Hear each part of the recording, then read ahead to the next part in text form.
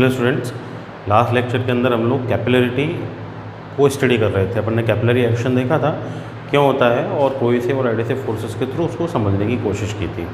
ठीक है, अब कोहेसिव एडिसिव फोर्स के थ्रू तो मैंने आपको ये बताया था कि किसी भी कैपिलरी ट्यूब के अंदर जो अपना लिक्विड है वो राइज करेगा या ड्रॉप करेगा। ठीक है, लेकिन उसका जो बेसिक रीजन है कैपिलरी राइज का वो सरफेस टेंशन है।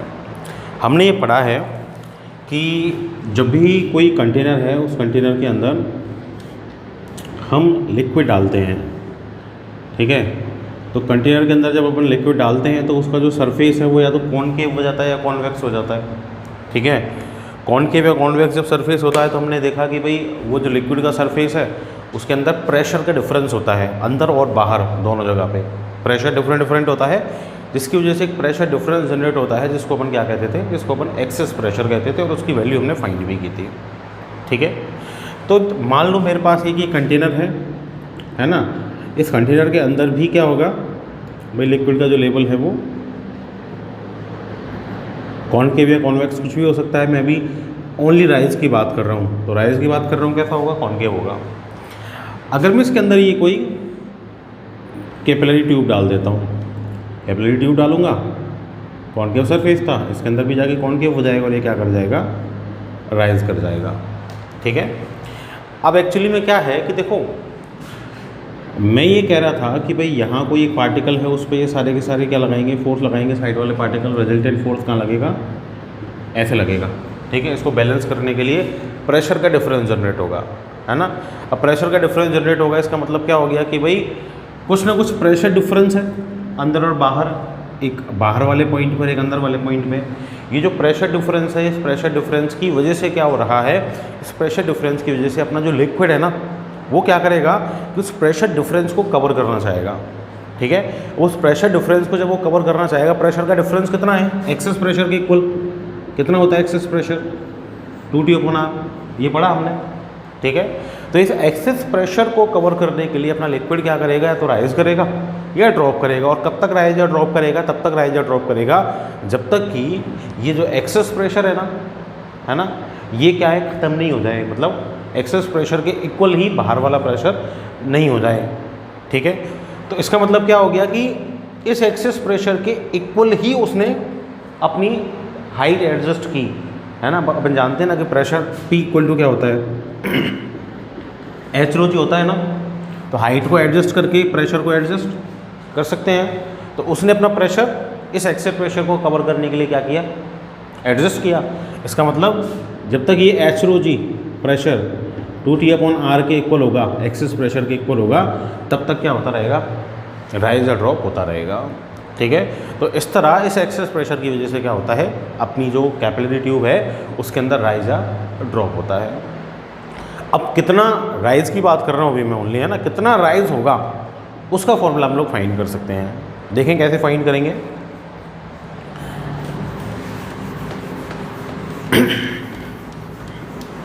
अपना नेक्स्ट टॉपिक है capillary rise in capillary tube. ठीक है, राइज इन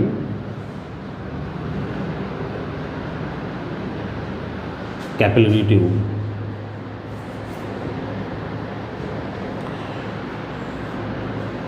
देखो, लेट मेरे पास एक कैपिलरी ट्यूब है, ये कैपिलरी ट्यूब है। ठीक है, इस कैपिलरी ट्यूब के अंदर क्या हुआ है, राइज हुआ है। इस कैपिलरी ट्यूब के अंदर राइज होगा, कॉनकेव सरफेस हो जाएगा। ये अपना लिक्विड है, इसके अंदर फिल्ड है। ठीक है, ये जो भी लिक्विड अपन ने यहाँ फिल किया है, लेट उसका जो डेंसिटी है वो ρ है, मैं मान लेता हूँ। ठीक है, ये ρ डेंसिटी का क्या है, लिक्विड है। अच्छा, इसका एंगल ऑफ कांटेक्ट होगा कुछ ना कुछ, F जो भी हो, एक्यूट हो, ऑब्ट्यूज हो, लेकिन कुछ ना कुछ एंगल ऑफ कांटेक्ट ये कंटेन करेगा। तो ये लेट इसका एंगल ऑफ कांटेक्ट क्या है, थीटा है। ठीक है, ये जो सरफेस है अपनी, ये इसको अगर मैं ऐसे कंप्लीट करूँ, ये ऐसे जाएगी। ठीक है, ये अपनी कंप्लीट सरफेस हो गई। ठीक है, अब क्या होगा कि भाई ये ऐसे और ये इधर से ऐसे, ये इतना एंगल ऑफ कॉन्टैक्ट थीटा होगा, इसके सामने ऑपोजिट एंगल, ये भी क्या होगा, ये थीटा हो जाएगा। अब लेट यहाँ जो भी ये स्फीयर बन रहा है, कर्व सरफेस बन रही है, इस कर्व का जो रेडियस है वो लेट कैपिटल आर है, ठीक है। तो इस कर्व का जो रेडियस है वो कैपिटल आर ये होगा, किसका, कर्व सरफेस का रेडियस लेट किया है मैंने, capital R is the radius of curve surface.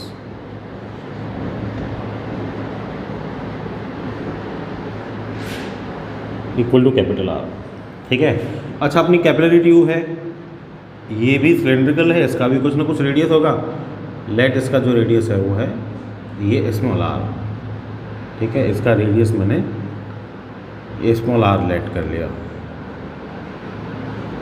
ठीक है।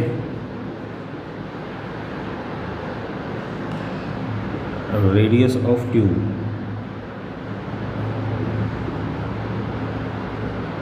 कितनी है, कैपिटल आर है, ठीक है। और एंगल ऑफ कांटेक्ट कितना है,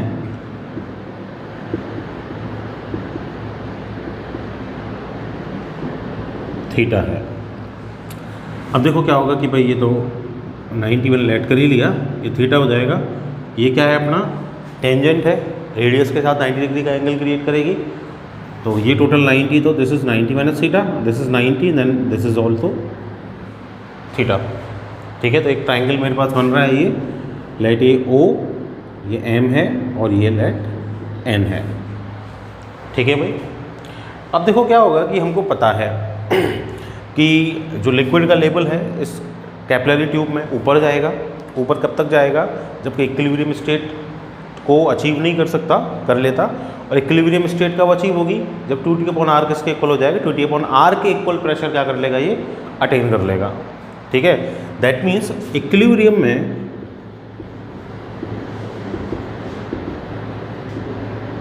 जो प्रेशर है H ρg कितना अटेन किया, 2T/r एक्सेस प्रेशर के इक्वल, ठीक है। दैट मीन्स जो H होगी that will B 2T/r ρg, ये होनी चाहिए मेरे पास, ठीक है। इस कैपिटल आर की अगर मैं वैल्यू फाइंड करूं, देखो ये अपना थीटा है, यहाँ एक राइट ट्राइंगल बन रहा है। कौन सा राइट ट्राइंगल है, इन ट्राइंगल ये OMN। इस राइट ट्राइंगल OMN के अंदर अगर मैं स्मॉल आर और कैपिटल आर का रिलेशन फाइंड करूं, ठीक है। कैपिटल आर क्या है, रेडियस है कैपिलरी ट्यूब की। कैपिलरी एक्शन के लिए कैपिलरी ट्यूब की रेडियस के टर्म्स में मैं फॉर्मूला अपना ड्राइव कर रहा हूँ। तो थीटा के सामने perpendicular, this is base and this is hypotenuse का रिलेशन कॉस थीटा हो जाएगा। क्या हो गया, small R upon capital R. That means जो कैपिटल आर की वैल्यू है that will be what, small R upon cos theta, ठीक है। दैट मीन्स जो h होगी height that will be what, 2T/r is small R और upon में क्या हो जाएगा, कॉस थीटा हो जाएगा। तो ये h क्या है अपना, ये h वो हाइट थी जिस हाइट तक अपने एक्सेस प्रेशर को एडजस्ट करने के लिए अपना लिक्विड ऊपर गया, राइज हुआ, और वही क्या है, कैपिलरी राइज है, ठीक है। तो जो कैपिलरी राइज है, ठीक है, वो कैपिलरी राइज कितना हो जाएगा, 2T cos theta upon r ρg, ठीक है। अब मेरे को यहाँ से क्या पता चल रहा है कि भाई h जो है वो इन्वर्सली प्रोपोर्शनल है किसके, r के, ठीक है। दैट मीन्स ग्राफ बनाता हूँ, h और r के बीच में इन्वर्सली प्रोपोर्शनल हाइपरबोला आएगा।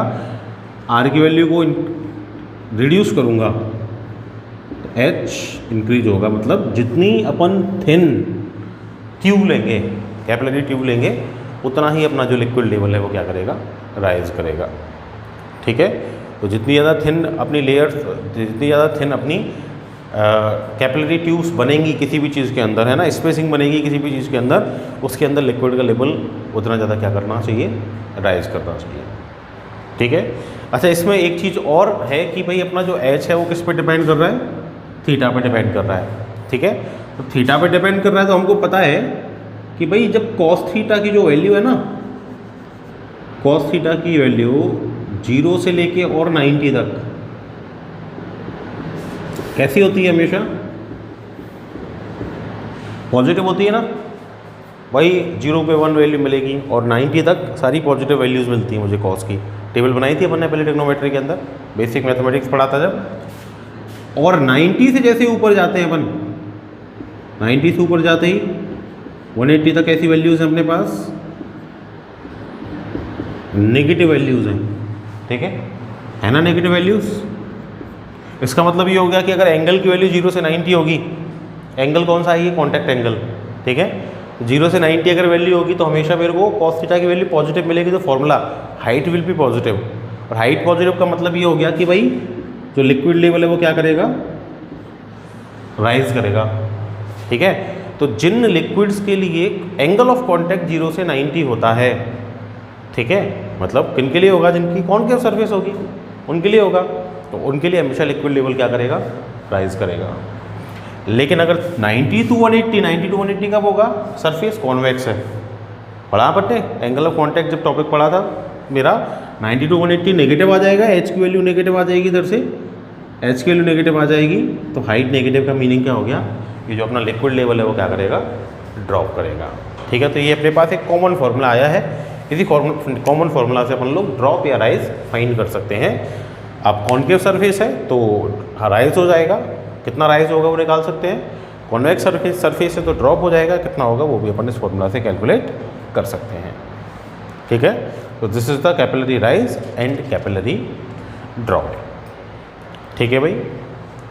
इससे रिलेटेड एक क्वेश्चन देख लेते हैं, ठीक है, किस तरह का क्वेश्चन हमारे लिए आ सकता है। देखो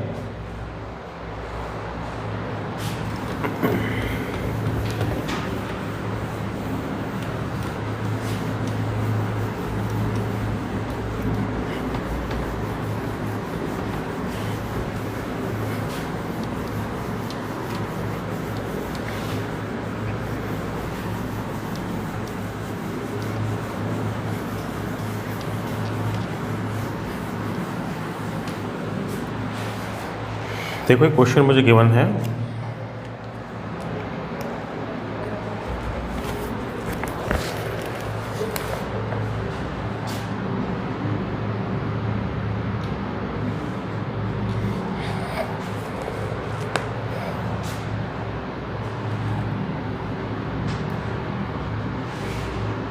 water rises to 4 centimeter when a capillary tube is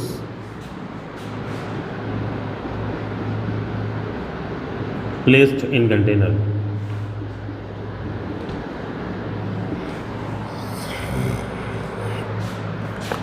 If the tube is turned by 30 degree,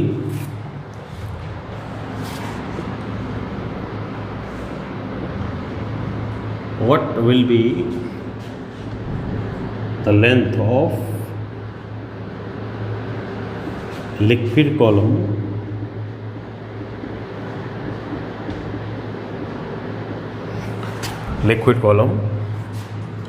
in capillary tube? देखो क्वेश्चन क्या बोल रहा है, पहले क्वेश्चन को समझो। क्वेश्चन ये बोल रहा है कि कोई कंटेनर है, वाटर उसके अंदर है, कंटेनर के अंदर, उसके अंदर हमने डाल दी कैपिलरी ट्यूब। ये मेरा कंटेनर है, इस कंटेनर के अंदर वाटर है और इसके अंदर मैंने कैपिलरी ट्यूब डाल दी है ना। कैपिलरी ट्यूब डालने पे जो राइज हुआ है ना वाटर लेवल के अंदर, वो कितना हुआ है, 4 सेंटीमीटर। ये कैपिलरी ट्यूब अपन ने डाल दी और कैपिलरी ट्यूब डालने पर जो राइज हुआ है वो कितना हुआ है, 4 सेंटीमीटर, ठीक है। ये एच ये राइज हो गया, ठीक है। अभी बोल रहा है कि ट्यूब को 30 डिग्री से टर्न कर दिया, ठीक है। ये ट्यूब अपन ने ये 30 डिग्री पे टर्न कर दी, ये 30 डिग्री पे टर्न कर दी अपन ने, ट्यूब टर्न कर दी तो राइज तो इसके अंदर भी होगा कुछ ना कुछ, ठीक है, ठीक। अब टर्न करने के बाद इसके अंदर जो लिक्विड है ना, लिक्विड का कॉलम बन गया इसके अंदर। इस लिक्विड कॉलम की लेंथ मुझसे पूछ रहा है, टर्न कितना किया अपन ने इसको, 30 डिग्री। ठीक है। अच्छा देखो, पहली बात तो क्या है कि कैपिलरी एक्शन का जो रीजन है वो एडजस्ट करता है किसको, प्रेशर को। किस पे डिपेंड करता है प्रेशर, हाइट पे। ठीक है, एटमॉस्फेयर के अंदर। ठीक है, इसका मतलब ये हो गया कि भाई लिक्विड का लेवल तो हाइट जो है वो दोनों में कैसी रहेगी, सेम रहेगी। उसी हाइट तक क्या होगा, अपना लिक्विड एडजस्ट होगा। ठीक है। अब अगर अपन इसको ऐसे टर्न कर देते हैं तो उससे क्या होगा कि भाई लिक्विड का लेवल जाना तो उसी हाइट पे है एनवायरनमेंट में। ठीक है। अगर अपन ने मान लो, देखो ये मेरे पास ऐसे कैपिलरी ट्यूब ऐसे सीधी थी। ठीक है। अब लिक्विड का लेवल मान लो इतना आना है। ठीक है, इतना आना है तो क्या होगा कि भाई ये ऐसे मैंने कर दिया इसको, तो यहाँ तक इसका लेवल है 4 सेंटीमीटर। मैं इसको 30 डिग्री बेंड कर दूँ तो हाइट तो वही रहेगी। देखो हाइट पे तो उसी पे आएगा, लेकिन ट्यूब के अंदर लेंथ क्या हो जाएगी, लिक्विड की इंक्रीज हो जाएगी।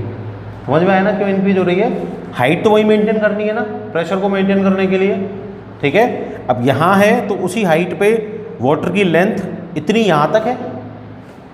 अब मैंने इसको बेंड कर दिया तो लिक्विड तो उसी हाइट तक जाना है, उसी हाइट तक लिक्विड जाना है, तो ट्यूब के अंदर लेंथ क्या हो जाएगी, वाटर की इंक्रीज हो जाएगी। तो कितनी इंक्रीज हुई वो मुझे फाइंड करना है। ठीक है, सिंपल ट्रिग्नोमेट्री लगा सकता हूँ। ये H हो गया, लेट ये L लेंथ तक इसके अंदर अपना लिक्विड गया है। ठीक है। तो देखो क्या होगा कि भाई यहाँ एक राइट ट्रायंगल में अगर मैं बनाऊँ तो ये तो परपेंडिकुलर हो गया। ठीक है, ये बेस हो गया और ये क्या हो गया, हाइपोटेन्यूज हो गया सिंपली।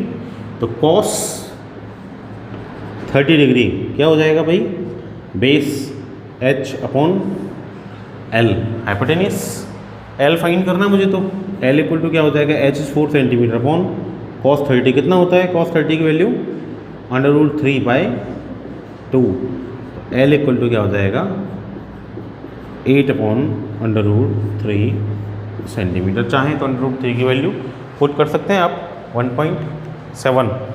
ठीक है, इसको पुट करेंगे तो ये L की वैल्यू 4.62 कुछ ऐसा आ जाएगी।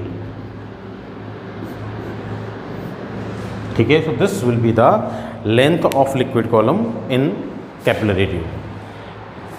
ठीक है भाई, नेक्स्ट टॉपिक देखते हैं अपना, which is the measurement of surface tension using capillary action. Capillary action के थ्रू कैसे सरफेस टेंशन को अपन मेजर कर सकते हैं। एक एक्सपेरिमेंटल अरेंजमेंट बनाया जाता है ट्रैवलिंग माइक्रोस्कोप का यूज़ करके, उसके थ्रू हम लोग कैपिलरी एक्शन से सरफेस टेंशन फाइंड कर सकते हैं। देखें, और next topic is the measurement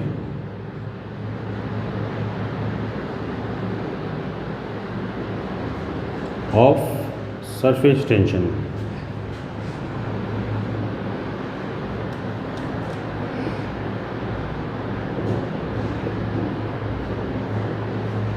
using capillary action।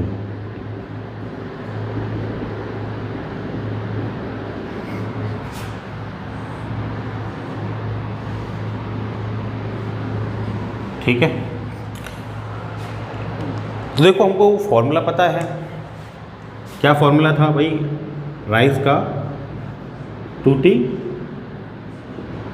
cos theta upon r/g। मुझे क्या फाइंड करनी है, सरफेस टेंशन। ठीक है, अब सरफेस टेंशन फाइंड करने के लिए अपन क्या करते हैं कि एक एक्सपेरिमेंटल अरेंजमेंट बनाते हैं। इस एक्सपेरिमेंटल अरेंजमेंट में क्या करते हैं कि कंटेनर लेते हैं, उस कंटेनर के अंदर प्योर वाटर डाला जाता है।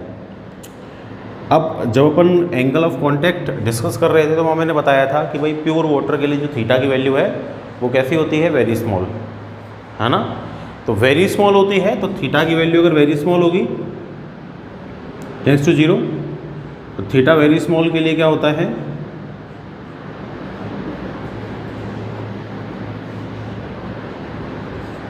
cos थीटा इक्वल टू क्या होता है 1। याद है क्या, डिस्कस किया था अपन ने जब बेसिक मैथमेटिक्स पढ़ी थी कि theta very small tends to 0 होता है, तो sine theta is theta, cos theta is 1 and tan theta is theta वहाँ बताया था अपन ने, डिस्कस भी किया था कैसे होता है, ठीक है। याद नहीं को वापस नोट कर लेंगे कॉपी के ऊपर, नोटबुक के ऊपर नोट कर लेना। थीटा वेरी स्मॉल होता है, sine theta is equal to theta, cos theta equal to 1 and tan theta equal to theta, ठीक है। तो theta equal to 1, theta very small के लिए प्योर वाटर में ले रहा हूँ इस एक्सपेरिमेंटल अरेंजमेंट में, तो प्योर वाटर के लिए थीटा वेरी स्मॉल हो जाएगा, ठीक है, ऑलमोस्ट 0 हो जाता है। तो वेरी स्मॉल के लिए अपना कॉस थीटा क्या हो जाएगा, 1 हो जाएगा। सो एच की जो वैल्यू है वो क्या हो जाएगी, 2t upon R rho g. That means मैं अगर t फाइंड करना चाहूँ तो t इक्वल टू क्या हो जाएगा, एच आर रो जी और अपॉन में क्या हो जाएगा 2। दैट मीन्स मुझे सरफेस टेंशन फाइंड करने के लिए एक तो h चाहिए, ठीक है, हाइट चाहिए, लिक्विड लेवल कितना राइज किया, एक r चाहिए which is the radius of capillary tube, जो भी कैपिलरी ट्यूब मैं यूज़ करूँगा, एक जो मैं लिक्विड यूज़ कर रहा हूँ उसकी डेंसिटी प्योर वाटर की वो तो पता होती है हमें, और g की वैल्यू नोन है पहले से, ठीक है। अब h और r की वैल्यू फाइंड करने के लिए क्या करते हैं अपन, एक ही कंटेनर लेते हैं, ठीक है। उस कंटेनर के अंदर अपन प्योर वाटर फिल करते हैं,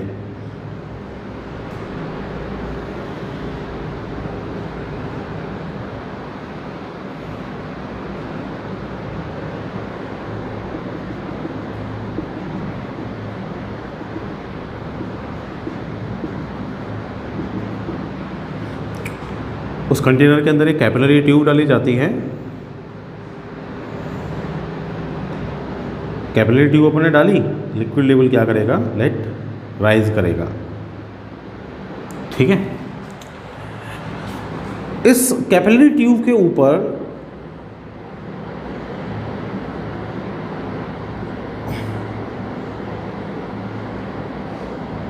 एक निडल इस तरह टाई की जाती है कि वो निडल, इस निडल का जो पॉइंटर है ना, वो निडल का पॉइंटर इस लिक्विड के लेवल को जस्ट टच करता है, ठीक है। अपन लिक्विड इतना ही डालते हैं कि वो जो निडल है, उस निडल का जो पॉइंटर है वो क्या करे, इस लेवल को जस्ट टच करे, ठीक है। इस निडल के पॉइंटर का जो यूज़ है ना वो अपन करेंगे किसके लिए, इस लिक्विड का लेवल फाइंड करने के लिए, ठीक है। तो अपन इस निडल को इस तरह रखते हैं कि जस्ट क्या करे, इसको, इसके लेवल को टच करे। इसके सामने रखा जाता है एक ट्रैवलिंग माइक्रोस्कोप। ट्रैवलिंग माइक्रोस्कोप एक मेजरमेंट करने वाला डिवाइस है, अपनी लैब में है, जो अपन एक्सपेरिमेंट करेंगे तो देखेंगे उसको, ठीक है। उसके थ्रू इसी तरह की जो स्मॉल रीडिंग्स हैं वो ली जाती हैं, ठीक है, जिनको अपन नेक्ड आइज से नहीं देख सकते। इस तरह की रीडिंग्स अपन ट्रैवलिंग माइक्रोस्कोप से लेते हैं। ट्रैवलिंग माइक्रोस्कोप ये इसके साथ ही ऐसा स्केल अटैच होता है, यहाँ ये इस तरह का ट्रैवलिंग माइक्रोस्कोप अपना होता है, ठीक है, जिसके थ्रू अपन देखते हैं।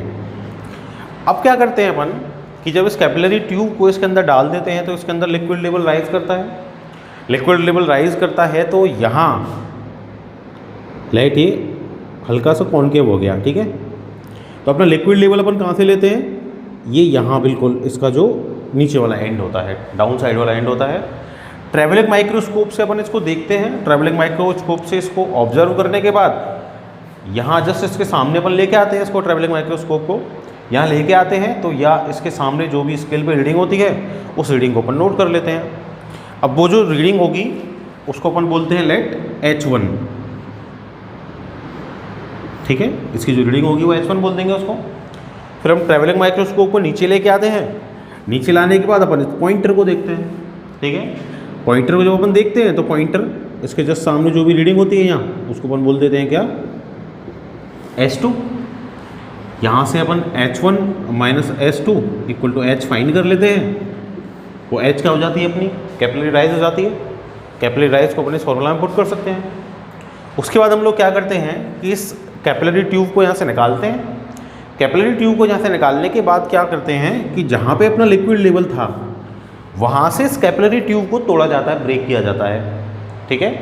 शार्पली इसको ब्रेक करते हैं अपन। शार्पली ब्रेक करने के बाद क्या होगा कि जिस लेवल पे अपना लिक्विड था उस लेवल का जो डायमीटर है उसको भी अपन इसी ट्रैवलिंग माइक्रोस्कोप की हेल्प से फाइंड कर लेते हैं। यहाँ से मेरे पास डायमीटर आ जाता है तो R इक्वल टू D/2 अपन यहाँ से फाइंड कर लेते हैं। आर की वैल्यू अपने पास आ जाती है, एच की वैल्यू अपने पास आ जाती है, डेंसिटी और जी मेरे को पता होता है, तो इजीली मैं इस फॉर्मूला में पुट करके यहाँ से क्या कर सकता हूँ, प्रैक्टिकली सरफेस टेंशन फाइंड कर सकता हूँ। तो एक एक्सपेरिमेंट है ये, जिसको अपन लैब में कर सकते हैं ट्रैवलिंग माइक्रोस्कोप की हेल्प से। बस इसमें मेरे को क्या पता होना चाहिए, एक तो एच पता होना चाहिए कितना राइज किया है, और एक आर जो भी कैपिलरी ट्यूब अपने ली है, और उसके थ्रू अपन क्या कर सकते हैं, सीधा सीधा सरफेस टेंशन की जो वैल्यू है ना उसको फाइंड कर सकते हैं। ठीक है भाई, तो अपना ये जो चैप्टर है ये यहाँ एंड हो गया है। नेक्स्ट लेक्चर के अंदर अपन न्यू चैप्टर स्टार्ट करेंगे। ठीक है, that's all for today, thank you.